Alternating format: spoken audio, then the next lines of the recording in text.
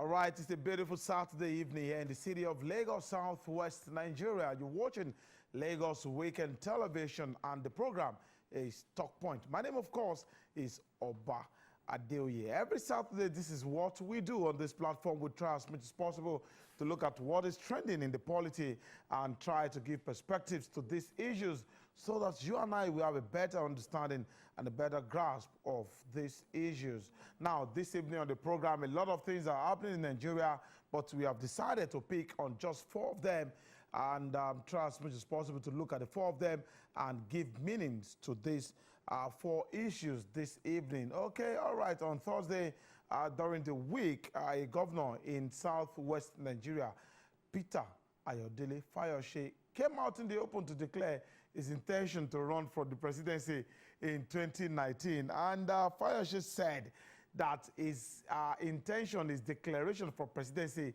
is out of the love he has for Nigeria. What kind of love is that? That even his political party is not supporting him. The party said the post of the presidency in 2019 has been zoned to the northern part of the country. But Mr. Ayodele Fayose said that negate the principles of democracy, that is entitled to contest for any position in the land for as long as is qualified to do so. What is your take? What are your thoughts about this particular development? We shall be looking at that on the program this evening. And also, we'll also be looking at the disappearance of the leader of the indigenous people of Biafra.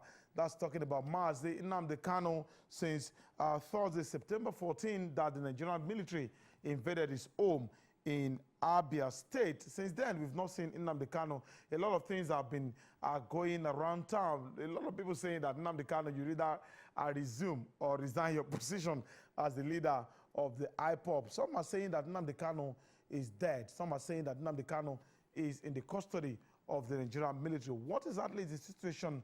What are the various perspectives to this issue? We shall also be looking at that this evening on Talkpoint. And also during the week, the Lagos State government unveiled a bust of the late nationalist and premier of the then Western region, talking about Chief Obafemi Awolowo. A lot of reactions have been following, trailing that particular development. But the Lagos State government has come out in the open to tell you that that particular bust you're seeing is a work of art and not an exact photograph of the late sage. We'll also be looking at that and try to see what the Lagos State government is saying and what are the reactions of the people out there. And lastly, on the program this evening, we shall be hooking up with one of our bureau chiefs, talking about Jubril Falami, who covered the by-election into the Eti-Osa State House of Assembly constituency seat today held across Eti-Osa. You remember that the member of the Lagos House of Assembly representing that particular constituency, talking about Mr. Kazim Alimi, passed on July 18, 2017, and there was need for the Independent National Electoral Commission to conduct an election to fill that vacuum left by Mr. Kazim Alimi. So the election held today, and Lagos Television was there to cover the election. You see, if I tell you that it's a bumper package, it's a loaded package of Talkpoint this evening, the last Saturday in the month of October, and before Nigeria celebrates its next independence anniversary. My name is Adeoye once again. Let's take a short break. When we come back, we'll be talking and we'll be making our point. Stay with us. Thanks for joining us again.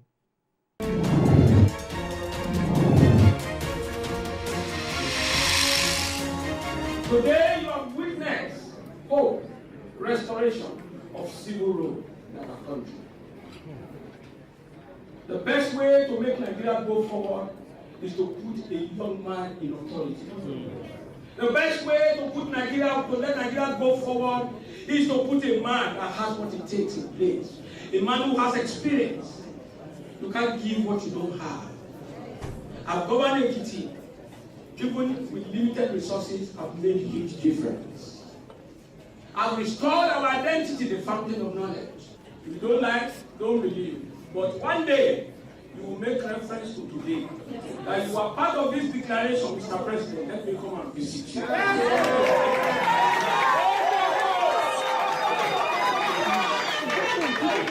President Buhari never thought he would come back. Yes. He almost gave up. But because history beckoned on him and gave him favor, he's there today, whether we like it or not. Another issue, Jonathan was to cover our embarrassment. So I was sent to go and inform Yaradua that he can only hand over to Yaradua. So I went to Yaradua of blessed memory. And I went to tell him, and the Obasanjo said I should tell him that he will be president of Nigeria. I met him in his house with one of his aides and one of his special advisors when he became president. And I told him, he said, no, I cannot go through this trouble. Listen, the man said no, but God said yes.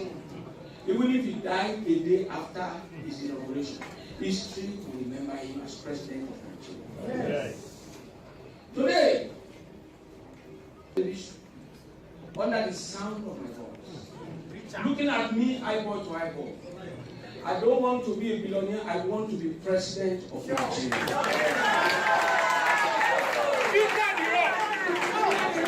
Listen very well, expressly. Without telling me, I know I have so many adversaries. I know I have haters. They will not die. They will not die. They will see me the same way they saw me return to the government house of Ekiti. They will see me enter this villa and the grace of God.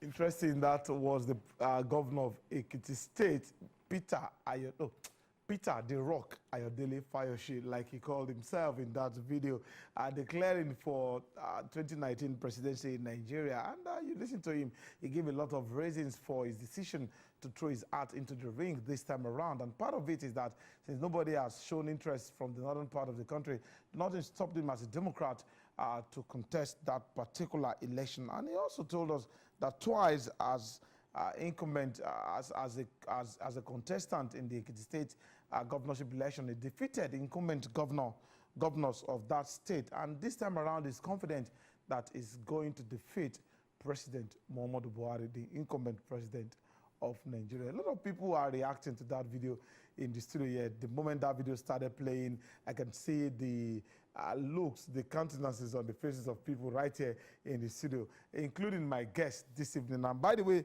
my guest is a university don this evening. I'm talking about Dr. Dan Ekere, is of the University of Lagos, the prestigious University of Lagos in Nakoka, Lagos. Doctor, good evening.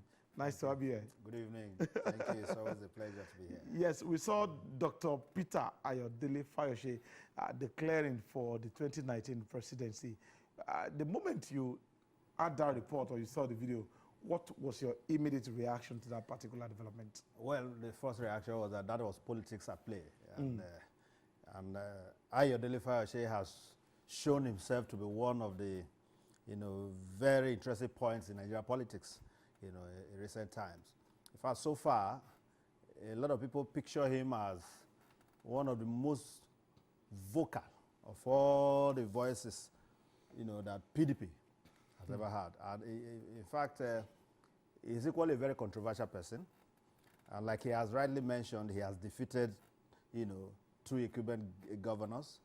And this last one, it seemed like he wasn't actually going to be given a chance. And but somehow he got it. He seemed to have the secret, He seemed to know how to penetrate the minds of people. So, well, and again, he's a Nigerian and he has the right as a citizen to contest for any office of the land. It is parties that have zoned positions. It is not the constitution of the Federal Republic. So if a political party has said we have zoned the presidency to the north and Ayodele is from the south, I mean, nothing stops him from contesting as a Nigerian. But it is not left to the political party to determine whether to give it to him. But by and large, there still have to be primary election, whether the party likes it or not. So if at such, event, the man eventually emerges, then let him be the candidate of the party. But that is going to be a very tall order. But according to the PDP, particularly according to Adeoye, let me read exactly what he said. He said the governor is a member of the party, no doubt about that, and was at the convention where the decisions were taken that the presidency be zoned to the northern part of the country. Yes. As a leader of the party, one expected the governor to respect the party and its decision. Is that not a sign of irresponsible leadership on the part of Ayodele Fayose? If you're part of the body or of the people that sat down to zone the presidency to the north, and here you are coming out to contest for that same position, what do you say to that? If I could recall correctly, this is not the first time an issue of this kind is happening, particularly with the PDP. Zoning has always taken place. But we've had instances where people see contested, even for the chairmanship of the party.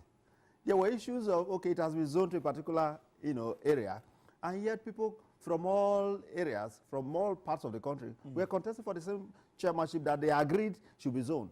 So zoning could just be maybe the general thing that they say, but the real acts depends on who is interested in the office. And I think that is what Fayose is trying to prove. That yes, it is true that we agreed that let's zone it. But at the moment, I am not even aware of anybody who has come out to say, okay, I want to be president under the umbrella of PDP. And it will be very amazing for somebody to wake up about 3 months to the period and say, I want to contest. So Fayose has seen that perhaps nobody was prepared to contest. The fact that you zone it to the north does not mean that somebody from the north must come out, except you are going to force somebody to contest. So nobody has shown that I am prepared. And for him, I think he is even doing the party a favor that at least the party now has a candidate, a contestant, somebody who has shown interest. Except maybe as events unfold with time, more people will begin to show interest. That is possible. But for now, 2 years to election, in fact, less than 2 years, I expect that those who are going to contest should show their interest. A lot of people see this declaration as a joke, taken too far. They see Fayose as a comedian. Do you subscribe to that? He can't be a greater comedian than Donald Trump. Okay. He certainly cannot. In fact, when you look at Trump's activities, more like a comedian in chief in the U.S. Now, nobody gave him a chance. But somehow, the man emerged. So, the same way even Fayose, when he was to contest for governorship, nobody gave him a chance. People thought that he was just a clown, somebody who was just wasting his time. But somehow, the man was able to penetrate the hearts of the people. And he won the election. You never can tell what will happen. You never can tell. Like he mentioned, power belongs to God. You don't know who is going to emerge. All right? So let's not look at the case of Kogi State the other time. I think a very popular candidate was, in fact, we can say he actually won the election. All that was left was just a declaration and to be sworn, and something happened. And somehow, somebody who never thought, who never anticipated being a governor, eventually emerged a governor. So, let alone the one who has shown interest, who is prepared, who has intention. So you never can tell what will happen. But on a general note, when you look at the events, it might actually appear as if Fayose is just being...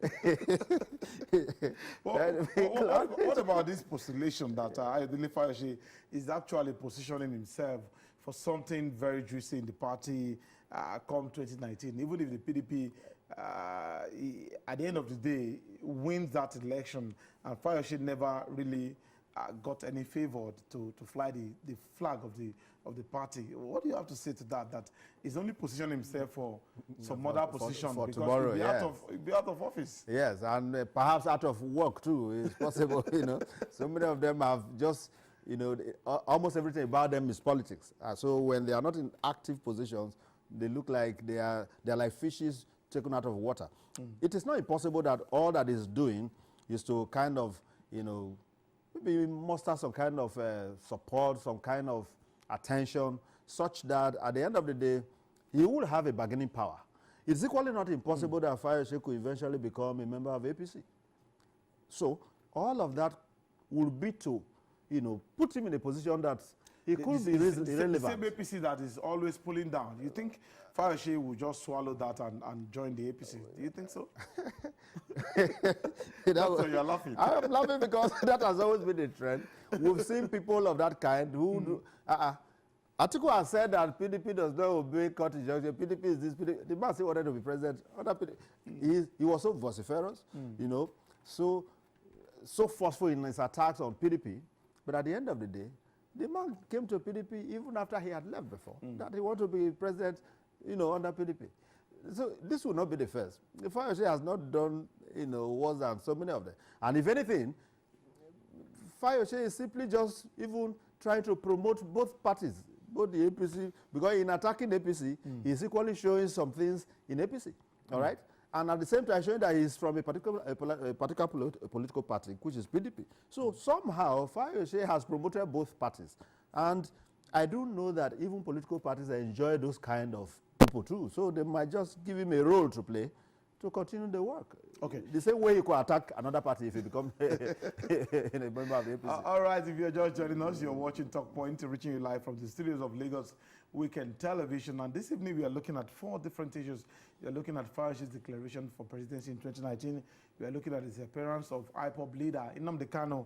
We are looking at the Eti-Osa by-election and, of course, the Obafemi Awolowo bust that was unveiled during the week. And my guest has been Dr. Dan Ekere from the University of Lagos, and he's been trying to help us understand some of these issues. We are still trying to hook up with Larry Olayinka, is the image maker or the spokesperson for Ayodele Fayose. We can get his direct reactions to this particular issue via the phone line. He has agreed to speak with us this evening. My producer will still try much more to see if he can hook up with Larry Olayinka this evening. Let me quickly read out some of the things verbatim. What Ayodele Fayose actually said as justification for his coming out to contest this particular ticket of the PDP. He said in 1999 and 2003, despite that our party, that's the PDP, zoned the presidency to the south, the likes of Alhaji Abubakar Rimi of blessed memory and Chief Barnabas Gimade contested the ticket. So it's not out of place for someone to come from the south to contest the ticket that has been zoned to the north. He also said, also in 2007, despite that our party zoned the presidency to the south, the likes of Alhaji Abubakar, some party members from the south did not only declare their intention to contest, they also showed interest and obtained nomination forms. Those from the south were Chief Victor Atta, Dr. Peter Ayodele, Dr. Sam Egu, Dr. Donald Duke, Dr. Chimaroke Nnamani, Owele Rochas, Okorocha, among others. Those were justification for kicking against the supposed zooming of that particular ticket to the north. Now, the PDP is just coming out of the dark, so it seems. And here we are talking about 2019 already. Do you think the party stand any chance? Whether Fayose emerges at the end of the day as a presidential candidate of the party or not, do you foresee a situation where the party stand any chance of returning to power so soon? Well, we can't foreclose that possibility, but it is going to be a very tall order, you know, and perhaps that could even underline maybe the difficulty in anybody coming out before now that is interested in the presidency through the platform of PDP. That is not equally impossible. But considering the way and manner the PDP govern the country and the way it has been presented as well, you know, there seem to be this general, you know, kind of disaffection, you know, for PDP. But it will depend on the character they are going to produce. Should they bring the kind of personality that could sell the party, there are possibilities that people could embrace the PDP. Don't forget that it wasn't because of manifesto per se that APC won the election. A lot of people had confidence that Muhammadu Buhari has a character to govern to the extent that he will not take all our resources to Dara and maybe among his friends, and those kind of perceptions were there. Then some other, you know, stalwarts who rallied around him and all the rest gave credence to that particular ticket. And so far, you know, that has been playing along for the APC, because most of the time you hear body language. They are not saying that it's it turning is to body odor. So it wasn't much of PDP, APC manifesto. It was body language. You know, so if body language can do that, it is not equally impossible that there might be another body language that can sell PDP. So you can't really write off any party per se when it comes to politics, because if not that, those governors, perhaps the kind of events that played out towards the end of the last dispensation, where a lot of governors have to leave the PDP and all the things that played out, chances are that if those things had not happened, maybe APC would not have been where it is today. It is equally not impossible that there could be such kind of exodus from APC to the PDP or even any other party. So, and there are chances that Fayose can as well align with them. They might just decide to say, okay, let's see how we can, you never can really write off anything. Especially in Nigeria, this is one country where you cannot use opinion poll to determine who is going to be governor or president. And then in any case, opinion poll, whose opinion? Sometimes so you can come out with anything and say opinion poll. But Dan, you are university done, and you believe in statistics to predict the future. Why do you think it's so difficult for us to predict election results with opinion polls in Nigeria like it is done elsewhere in other parts of the world? What was the opinion poll even in the U.S.? Did you get the result? So now, what do you should know about, these are social science, methodologies. You administer questionnaire and the rest. How are you so sure that the person who is even giving you that response meant exactly what he or she is saying? How are you guaranteed that if I say, okay, this is what I feel about the election, that is what I really meant? That I'm not simply doing that just to please you or something, All right, we're trying to connect with Larry Olayinka via the phone line. My producer is still trying to see if we can connect with Larry Olayinka to really talk to us about this Ayodele Fayose's determination to defeat the incumbent that's talking about President Muhammadu Buhari come 2019. Hello, good evening, Larry. Hello, good evening, Larry. Okay, we'll try much more to see if we can connect. Okay, we'll try to see if we can connect with Larry Olayinka. Now, Doctor, moving on. Let's move on to other issues while we are still expecting to connect with Larry. Okay, Larry is on the line. Hello, Larry, good evening. Larry Olayinka, good evening. Hello. Yes, okay. Welcome to Lagos Television, LTV. Yeah, Larry. Just during the week, precisely on Thursday, your principal, talking about Governor Peter Ayodele Fayose, declared his intention to run for the 2019 election. And a lot of reactions have been trailing that particular announcement. A lot of people, some people are saying that Ayodele Fayose has taken his joke too far. What do you have to say to people with this kind of insinuation, Larry? Well, Governor Ayodele Fayose has exercised his right to decide what he wants. He did say that there are people that want to say, I want to be a billionaire, and he said, what he wants to do is the president of Nigeria. And I don't think there's anything wrong with him. Those who are also saying that he cannot be this and that. That is their opinion. And like the gentleman of ours, he has exercised his right as a Nigerian, and he's very qualified for president, and he has said so. So whoever that, like I said, whoever that is saying now he cannot be, he also go and do what he feels he should do. He has said what he feels he can be. Yeah. I think there should be no controversy about it. Okay, all right, Larry. Some people said that Governor Ayodele Fayose was privy to the decision that the presidency, the ticket for presidency in 2019 in the PDP be zoned to the northern part of the country. Now, as a leader, Ayodele Fayose was part of the team that took that decision. Now he's coming out to kick against the same decision that he was a party to. What do you have to say about that? Well, it's only that in Nigeria, when we want to do mischief, we see a lot of things. What the man did is not what has not happened as far as PDP is concerned. In 1999, the ticket of PDP, the president of the PDP was also to the south. And in that 1999, Alhaji Abubakar Arimi of Blessed contested the ticket. Eventually, at the end of the day, he went to somebody from the south, position of who eventually won the election. 2003, 2002, this was done, it was shown to the south. Chitanaba is the mandate from Benue State, and Abubakar Arimi from Kano State contested the ticket. In 2007, when it was shown to the north, people from the south also contested. We have this for record.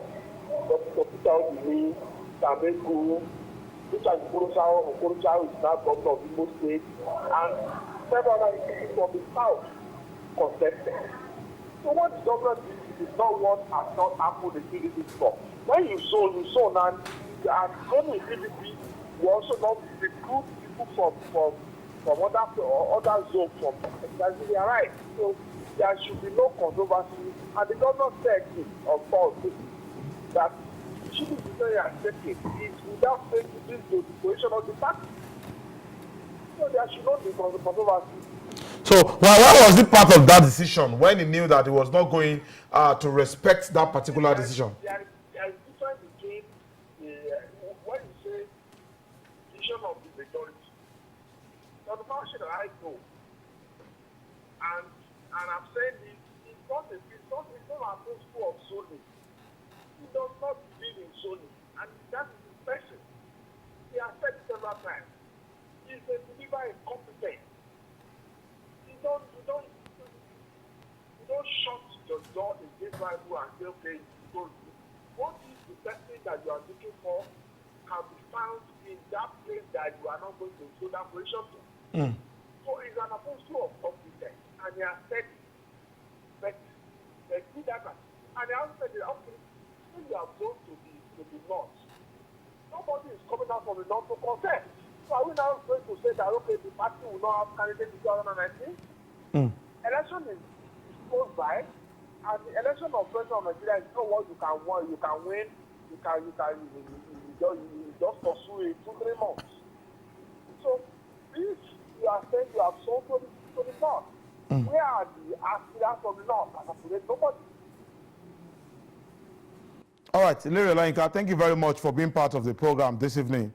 You're welcome. All right, I will be speaking with Larry Olayinka, is the spokesperson for the governor of Ekiti State, Dr. Peter Ayodele Fayose, and you listen to him, his reaction to his principal's declaration for the presidency ticket of the PDP come 2019. Now, moving on, I still have in the studio with me Dr. Ekere of the University of Lagos, and we'll be looking at some of these issues that have been trending in the polity in the past 1 week or thereabout. Now, moving on October 17th this year, that's next month, the 17th day of next month, that's about 18 or 17 days to this time, the leader of the indigenous people of Biafra, that's talking about Ipob, Nnamdi Kanu, is expected to appear before the court in continuation of a trial for alleged treason before the court. But as we speak, nobody knows the whereabouts of Nnamdi Kanu, because since Thursday, September 14, 2017, that the military, the Nigerian army, allegedly invaded his home in Abia State, nobody knows about the whereabouts of the Ipob leader. And a lot of things, a lot of conspiracy theories, a lot of insinuations, a lot of allegations, counter-allegations have been flying about town, around town, about the whereabouts of Nnamdi Kanu. Now, where is Nnamdi Kanu? That is the big question this evening, and that's what I expect my producer to play around with.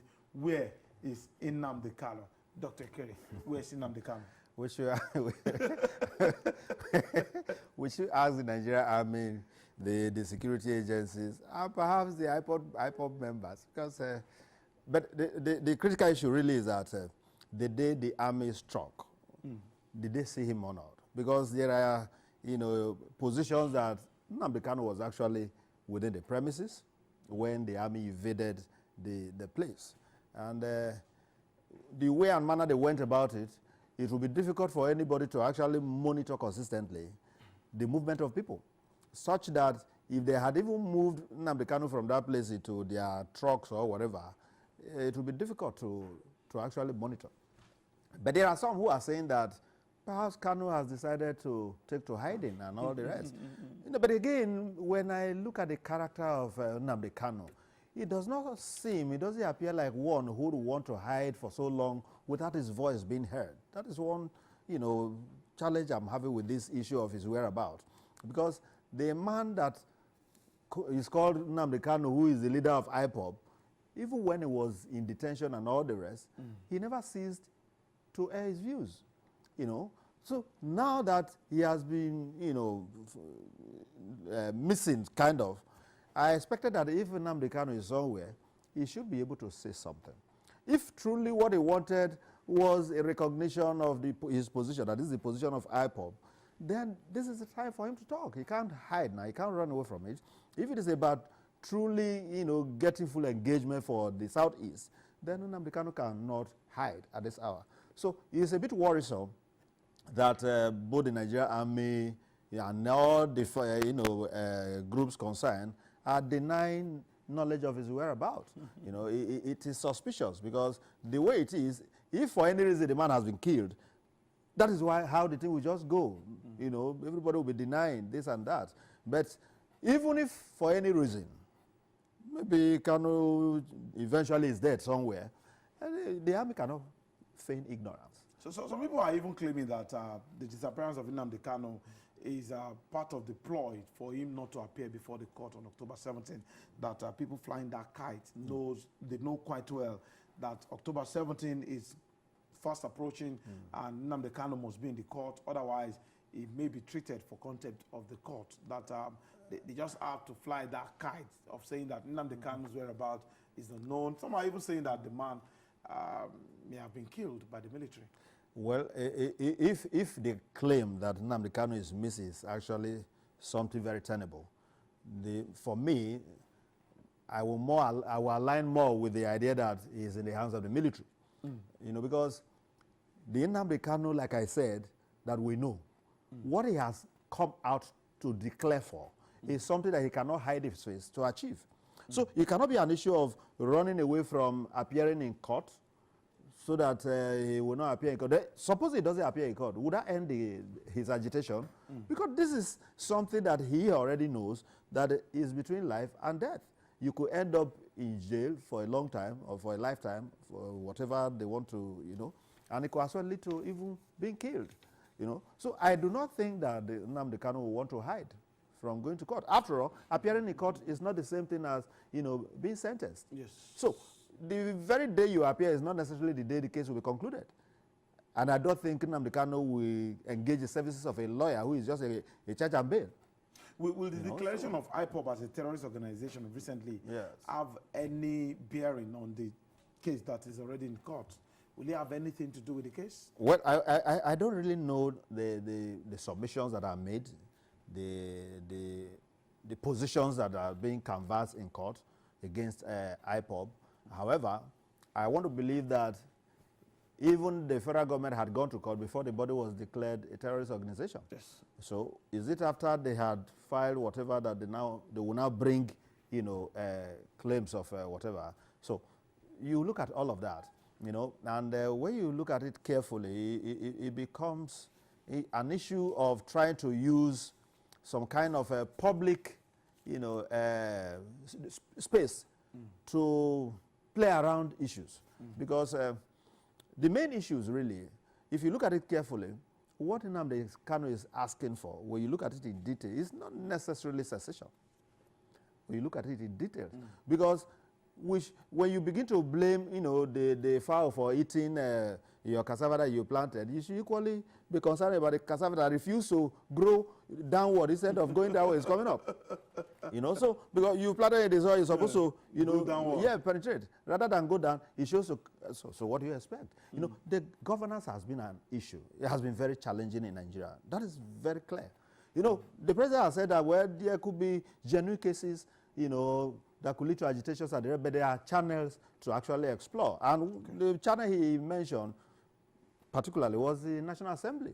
Okay, all right, Doctor. While we are still searching for Nnamdi Kanu, registered voters in Eti-Osa constituency went to the poll today to determine who will replace Mr. Kazim Alimi, who died on July 18, a member of that House of Assembly, at that particular House of Assembly. And our correspondent, our Bureau Chief Jubril Folami, was there to cover that particular proceeding. I don't know if my producer is ready for us, if we can have a word or two with Jubril about the turnout of voters in that area, because according to INEC ad hoc staff member, he said as at noon, less than 100 registered voters had cast their ballots at polling unit 004 Ward 5 at Ilado, Eti-Osa. I don't know if that actually played out to the rest of that exercise.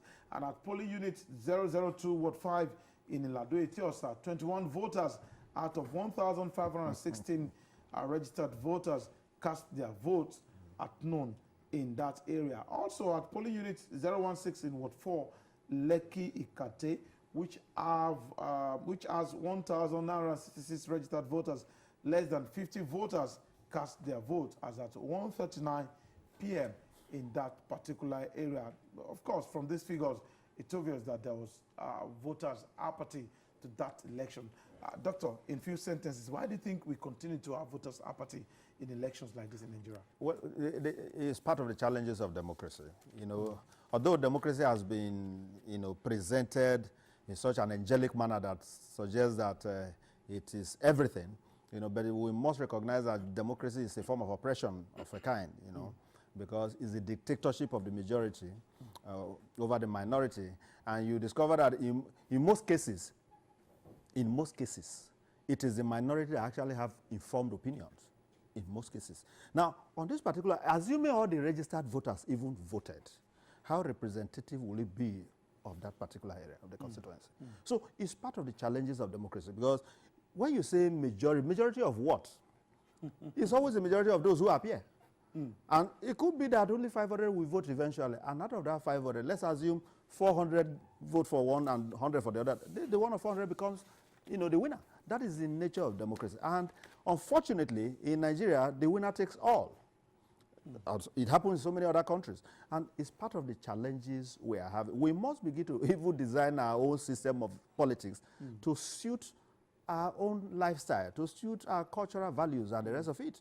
Because a situation where some people somebody gets about, say, 10 million in election, the other one gets 11 million, the 11 becomes a winner. So you are telling me one who has a followership of 10 million is useless. This is so, it's part of the challenges we are having. But for this particular one, I want to believe that there could be the issue of, okay, after all, it's still the APC and the rest. So why kill ourselves over anything? Whoever comes out, the man is still going to get it. It could be one of the issues.